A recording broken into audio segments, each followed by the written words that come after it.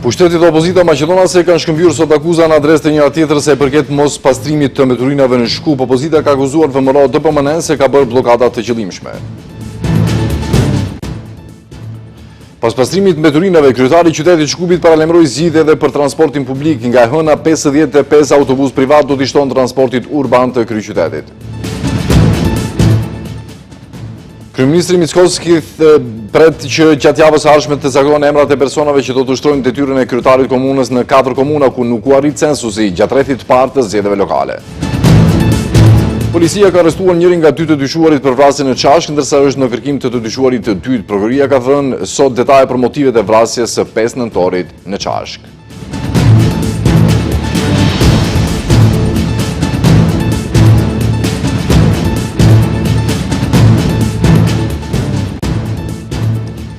Të nderuar shikues, përshëndetje. Në fakt, pushtetit dhe opozita maqedonase kanë shkëmbyer sot akuza dhe kundër akuza sa i përket menaxhimit të mbeturinave në qytetin e Shkupit. LSDM-ja opozitare ka akuzuar VMRO DPMN se me muaj kanë bërë bllokada të qëllimshme vetëm për të bërë marketing politik kur të marrin në menaxhim Shkupin. Ndërsa kryeministri Mickoski u përgjigj me kundër akuzë, duke thënë se mospastrimi i mbeturinave ka qenë një strategji politike e opozitës që i ka shkaktuar dëme qeverisë dhe shtetit. Shkupi ngulfatej me muaj nga mbeturinat, vetëm që Orse Gjorgjevski të bëj triqe PR-i, cirk dhe spektakël me drone kamera. Kështu reagojnë nga LSDM-ja opozitare veprimet e të parit të qytetit të Shkupit mbrëmjen e së ejtes, që kishte mobilizuar gjithë punëtorët dhe kishte vënë në funksion gjithë makinerit për pastrimin e mbeturinave në qytet. Përderisa bota dhe rajoni po përpunojnë me inteligjencën artificiale, ndërsa fqinjët tanë po dërgojnë satelit në orbit, DPMN dhe Orse Gjorgjevski na kanë sjellë në atë pikë që me blokada të qëllimshme të bëjnë PR. Kurse sipas kryeministrit, mospastrimi i mbeturinave është një strategji politike e opozitës që i ka shkaktuar dëme qeverisë dhe shtetit, ndërsa lavdëroi kryetarin Gjorgjevski që, siç u shpreh, nga mbrëmi ka përveshur mëngët dhe ka nisur me punë. Kryetari mbrëm arriti të mobilizojë të gjitha kapacitetet në kohë rekord, por gjithashtu falenderoi kompanitë me përgjegjësi sociale që ju bashkuan aksionit dhe mendoi se gjë ishte gjithçka mirë dhe me një aksion kaq të fuqishëm, sot nëse asgjë tjetër mundëm të shihnim që kontenierët janë të paktën bosh dhe të pastër. Kryetari i qytetit Orse Gjorgjevski, duke folur për mobilizimin që bëri mbrëm, paralajmëroi se inspektorët janë në terren dhe do të dënojnë secilin që nuk kujdeset për mjedisin. Të hënën, në higjienën komunale kishte 16 kamion aktiv, mbrëm kishte 40 dhe punojnë për të siguruar edhe disa kamion. Gjithashtu edhe makineria e pastrimit të rrugëve, mbrëm kishte 8, më herët nuk kishte as pak. Rrugët nuk janë larë me vite, as qendra e qytetit, mbrëm kishte cisterna, inspektorët janë në terren gjatë gjithë kohës dhe do të dënojmë secilin që nuk trajton ashtu siç duhet mjedisin. Por gjithashtu thosë se do të dënohen edhe inspektorët e rajonit të caktuar që nuk kanë dënuar personat përgjegjës që nuk janë kujdesur për mjedisin. Kryetari i qytetit të Shkupit Orse Gjorgjevski tha se për më pak se 48 orë nga marrja e mandatit ka arritur marrëveshje me transportuesit privat. Nga e hëna 55 autobus privat do t'i shton transportit urban në kryeqytet. Borxhi aktual ndaj tyre është rreth 170 milion denar, ndërsa Gjorgjevski u shpreh se nga java e ardhshme do të merren vesh parafatet e pagesës së borxhit të tyre. Orse Gjorgjevski zgjidhjen e problemeve po e mat me orë. Kryetari i qytetit të Shkupit Orse Gjorgjevski thotë se për më pak se 48 orë nga marrja e mandatit të tij, arriti marrëveshje me transportuesit privat.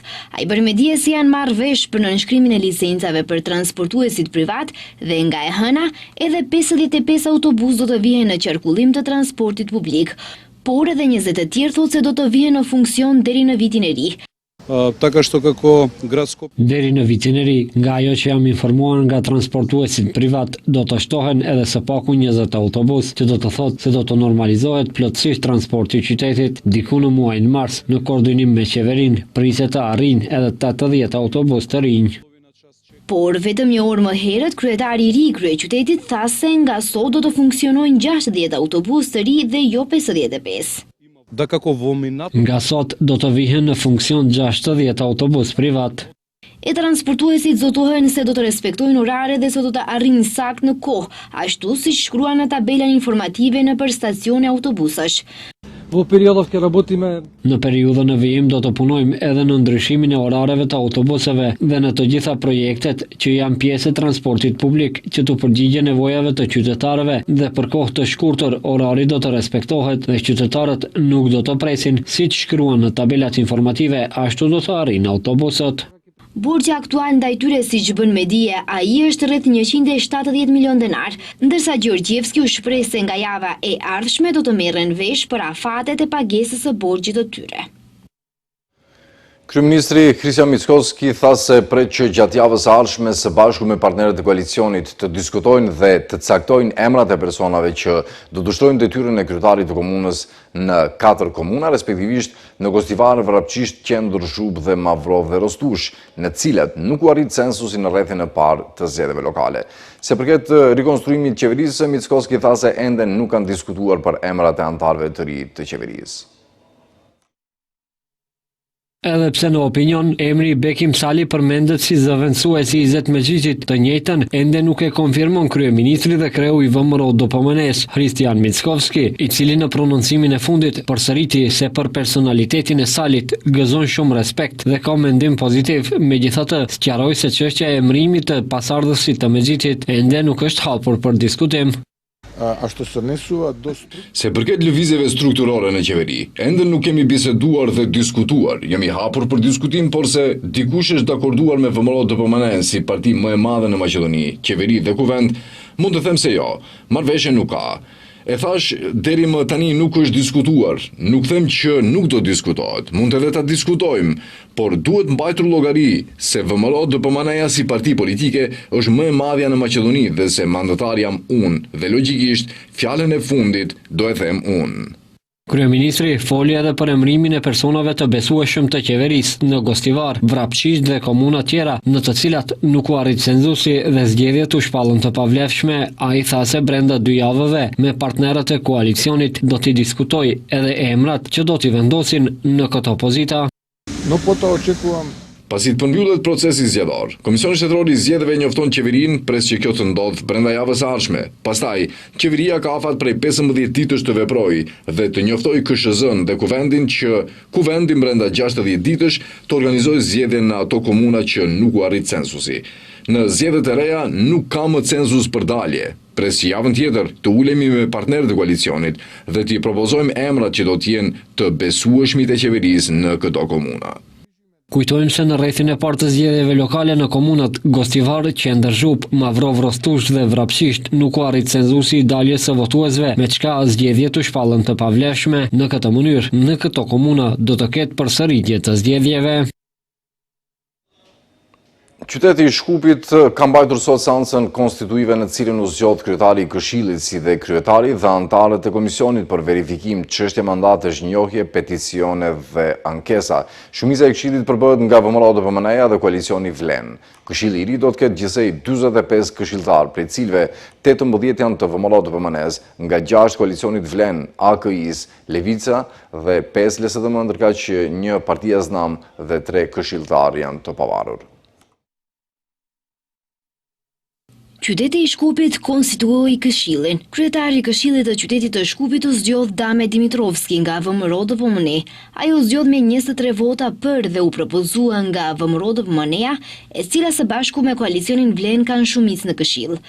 Nuk e konsideroj këtë vetëm si një funksion, por edhe një besim që marr nga ju si përfaqësues të zgjedhur të gjithë banorëve të Shkupit, të cilët presin të shohin një institucion që do të punojë me ndershmëri, përgjegjësi dhe interes të qytetarëve. Do të jem kryetari të gjithë këshilltarëve në këtë këshill, pavarësisht nga përkatësia e tyre politike. Do të jem gjithashtu një zë i arsyes dhe një ndërmjetës i dialogut kur është e nevojshme. Do të jem një garanci se kuvendi i qytetit do të kthejë besimin e qytetarëve.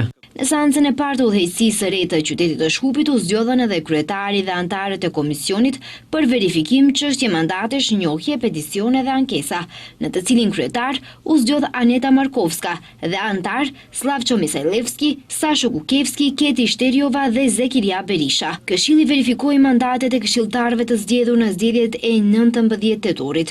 Këshilli i ri do të ketë gjithsej 45 këshilltar, prej të cilëve 18 janë të VMRO-DPM-s, nga 6 të koalicionit Vlen, AKI-s dhe Levicës, 5 të LSDM-s dhe 1 nga partia Znam, kurse 3 këshilltar të pavarur.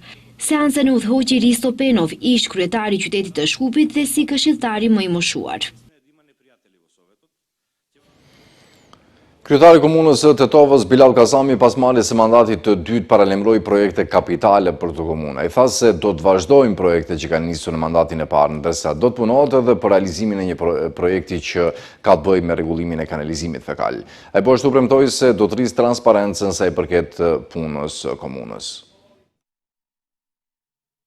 Kryetari i komunës së Tetovës, Bilal Kasami, ka marrë sot zyrtarisht mandatin e dytë për udhëheqjen e komunës edhe për 4 vite të ardhshme. Në konferencën e parë pasi mori mandatin e dytë, i pari i Tetovës ka numëruar projektet e nisura që do të vazhdojnë të realizohen për transformimin e Tetovës. Ai ka deklaruar se Tetova ka bërë hapa të rëndësishëm në zhvillim dhe tani është koha që këtë ta vazhdojnë edhe në kapitullin e dytë. Dhe vazhdimi i realizimit të projekteve infrastrukturore, po ashtu një projekt, një megaprojekt që ka të bëj me kanalizimin fekal, pra një projekt mbi 40 milion euro për kolektorin kryesor të ujrave të zeza dhe filter stacionin apo implantin e pastrimit të ujrave të zeza në fshatin Falisht është në fazën përfundimtare të përzgjedhjes së operatorëve që Me qëllim të rritjes së transparencës, Kasami tha se në këtë 4 vjeçar të dytë, qytetarët do të mund të ndjekin drejt për drejt edhe seancat e Këshillit Komunal për të mësuar dhe për të ndjekur vendimet që ky organ merr. Përmendi gjithashtu edhe takimet e rregullta mujore me qytetarët që do t'i vazhdoj si kryetar komune.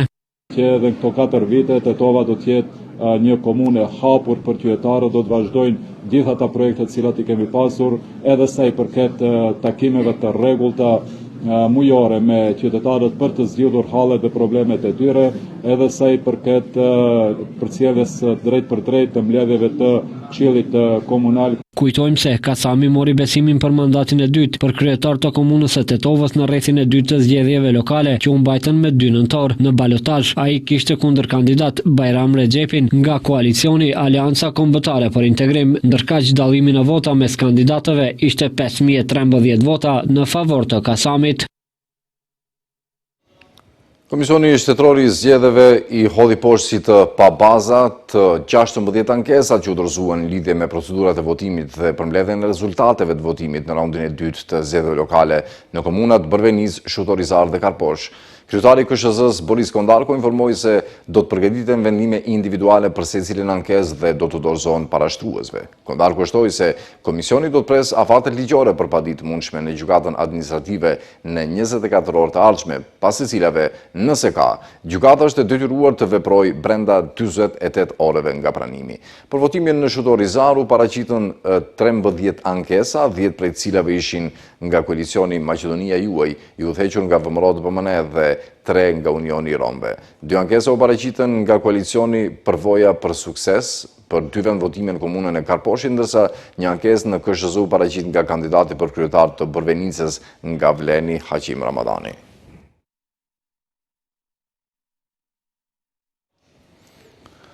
Komisioni parlamentar për çështje të rregullores mandatit dhe imunitetit në seancën e sotme konstatoi mandatet e 3 deputetëve të ri, Aleksandra Nikolovska, Martin Stojanovski dhe Mito Andonov. Këta 3 deputet vinë në vend të Beti Stamenkoska Trajkoska, Jan Emicevski dhe Dejan Prodanoski, të cilët u zgjodhen kryetarët komunave Kiselavod, Sopisht dhe Prilep. Verifikimi i mandateve tyre pritet bëhet në seancën e ardhshme plenare të Kuendit, e cila pritet mbahet më 10 ose 11 nëntor.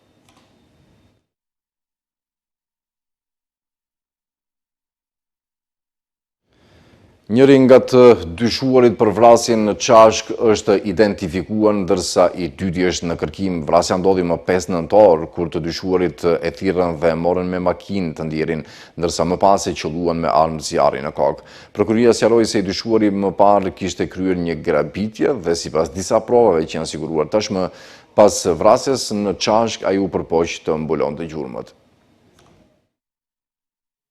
Prokuroria Themelore Publike e Velesit ka lëshuar një urdhër për të zhvilluar një procedurë hetimore kundër një personi për të cilin ka dyshime se ka qenë bashkëpunëtor në një vepër penale vrasje sipas nenit 123 paragrafi 1 i kodit penal. Më 5 nëntor, në vendin e quajtur Porojnica, pranë rrugës së Dheut nga Qashka në fshatin Busilci, i dyshuari së bashku me një person tjetër që ende nuk është identifikuar i morën jetën Gjelo Gjoshevit, banor i Velesit. Së pari, i dyshuari e ftoi dhe çoi të dëmtuarin në vendin e ngjarjes me makinën e tij. Pastaj, së bashku me një person tjetër e qelluan me armë zjarri, nga e cila viktima vdiq. Së pari, dyshuari e ftoi dhe e çoi të dëmtuarin në vendin e ngjarjes me makinën e tij. Pastaj, së bashku me personin tjetër e qelluan me armë zjarri, duke i shkaktuar një plagë në kafkë, nga e cila viktima vdiq.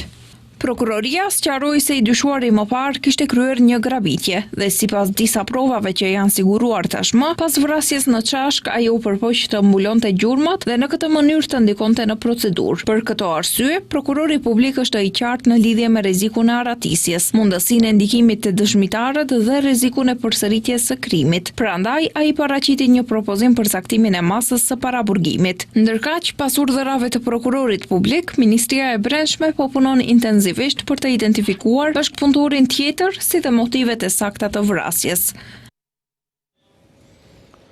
Bashkimi Evropian përshëndeti nënshkrimin e marrëveshjes për përgatitjen, ndërtimin dhe funksionimin e tunelit Hekullodhon ndërkufitar në të korridorit 8 midis Maqedonisë Veriut dhe Bullgarisë. Presidenti i Këshillit Evropian Antonio Costa në një deklaratë për rrjetin X e vlerësoi marrëveshjen si një hap të madh përpara në një bashkëpunimi dypalësh dhe zhvillimin e marrëdhënieve të fqinjësisë së mirë. Përshëndes nënshkrimin e marrëveshjes për tunelin ndërkufitar të korridorit 8 midis Bullgarisë dhe Maqedonisë Veriut, një hap i madh përpara në bashkëpunimin midis dy vendeve dhe promovimin e marrëdhënieve të fqinjësisë së mirë. Përveç zhvillimit të lidhjeve dypalëshe, rruga e re do të nxjisë prosperitetin rajonal dhe do të forcojë sigurinë tonë të përbashkët, shkroi Costa. Marrëveshja për ndërtimin dhe funksionimin e tunelit u nënshkrua dje në gjuhë e shef nga zëvendës kryeministri dhe ministri i transportit Aleksandar Nikolovski dhe homologi i tij bullgar Grozdan Karaxhov.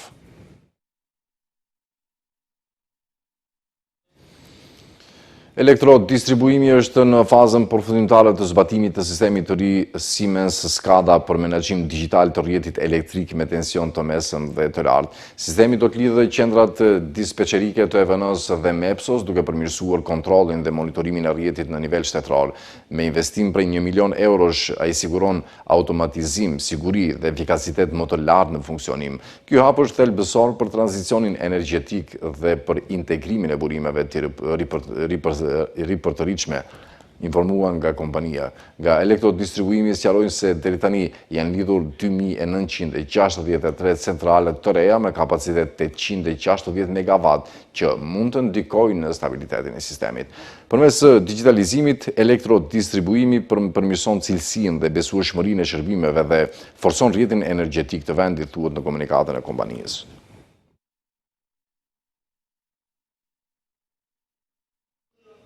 Meteorologët paralemrojnë rreshje të dendura shiu, bubullima dhe erë të fortë deri në 60 km/h nga jugu dhe juglindja deri më 11 nëntor.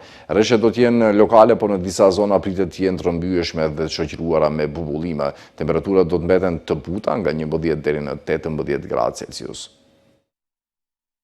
Maqedonia e Veriut gjendet në ndikimin e një sër valësh të lagësh të ajrit që vijnë nga Mesdheu. Nga sot deri të martën më 11 nëntor, në Republikën e Maqedonisë së Veriut do të ketë rreshje lokale shiu, të cilat her pas here do të jenë të dendura dhe të shoqëruara me bubullima. Po ashtu do të fryjë erë përforcuar, herëherë e fortë nga drejtimi jugor dhe juglindor me shpejtësi deri në 60 km/h. Edhe në Shkup dhe rrethin gjatë kësaj periudhe do të ketë rreshje të her pas hershme shiu, të cilat në momentet e caktuara do të jenë më të dendura e me mundësi për bubullima. Gjatë kësaj serie të valëve të lagësht ajrore nga mesdheu, lokalisht pritet të bien sasi të konsiderueshme të rreshjeve, mbi 30 litra shi për metër katror. Sa i përket temperaturave, ato nuk do të jenë shumë të ulta, do të qëndrojnë në rreth ose pak mbi mesataren për këtë periudhë të vitit dhe do të lëvizin në intervalin nga 11 deri në 18 gradë Celsius.